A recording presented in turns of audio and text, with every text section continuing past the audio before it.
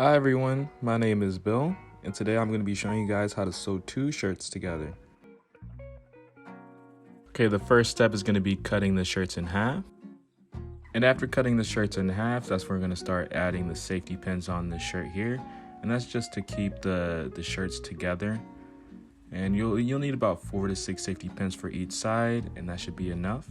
And once you get the safety pins on there, you're going to want to flip your shirt inside out because this is where we're going to be sewing. Step 3 is going to be adding pins horizontally along the seam line. The reason why we're adding these pins on horizontally is so we create an outline for our actual sew. And you want to make sure when you're doing this, you really take your time and don't rush and relax and enjoy the process, because the longer you take on this, the more it's really going to pay off when you're actually sewing.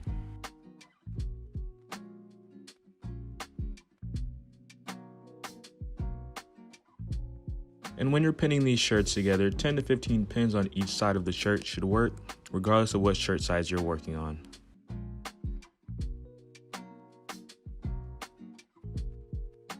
And like I mentioned previously, take your time with these pins, because when you're setting these pins, you're setting yourself up later, and a lot of sewing is preparation. Preparation is key, because you're always setting yourself up for the next step. Now it's time to sew. Make sure you check your machine before sewing. And when you begin sewing, make sure you go a couple stitches forward and then do a reverse stitch to lock that stitch in. And once you lock that stitch in, you can begin sewing down the seam line while removing those pins. Make sure you start slow and find a good rhythm. We're in no rush here.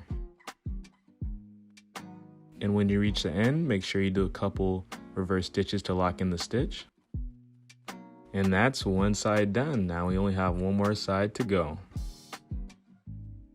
So when I started on this other side here, I decided to go no hands just to show you guys how easy it was, but I ended up paying for that.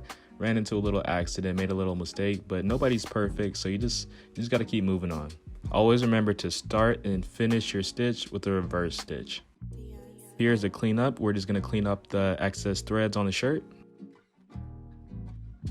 And the last step is to appreciate your masterpiece. Whether it's amazing or it needs improvement, you made it, and that should be enough to make you happy.